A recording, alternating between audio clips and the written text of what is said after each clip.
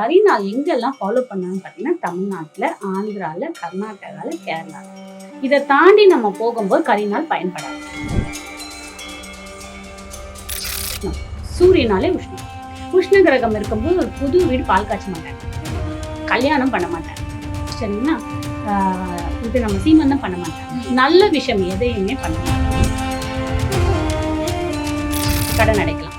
கரிநாள்ல நோய் ஏதாவது இருந்துச்சு அப்படின்னா நீங்க புதுசா ஆரம்பிக்கிறீங்கன்னா செய்யாதீங்க. ஆல்ரெடி மெடிசன் சாப்பிட்டுட்டு இருக்கீங்க, வேற டாக்டர் மாற்றி வேற மெடிசன் சாப்பிட்றீங்கன்னா பண்ணலாம். பட் புதுசா டெஸ்ட் பண்ண போறீங்க, நோய்க்கான டெஸ்ட் பண்ண போறீங்க, ஸ்கேன் பண்ண போறீங்க, மெடிசன் ஸ்டார்ட் பண்ண போறீங்கன்னா பண்ணலாம். ஆரம்ப விஷயம் வேண்டாம், கண்டினியூட்டி பண்றதுன்னா பண்ணலாம்.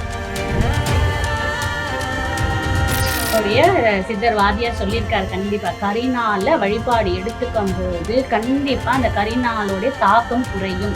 இப்போ கரிநாள நம்ம சுப காரியம் பண்ண மாட்டோம், ஃபியூச்சர்ல பண்ண மாட்டோம், பண்ணவும் வேண்டாம்னு சொல்றோம். குழந்தை பிறந்துச்சுன்னா என்ன பண்றது? நம்மளே பிறந்திருக்கோம், என்ன பண்றது? சரிங்களா? கருப்பண்ண சாமிக்கு அர்ச்சனை பண்ணலாம், கால பைரவருக்கு அர்ச்சனை பண்ணலாம். அதுல ரொம்ப கருப்பண்ண சுவாமி, அதுக்கப்புறம் சனி பகவான், இவங்களுக்கு அர்ச்சனை பண்ணி தானம் தர்மம் கொடுக்கலாம்.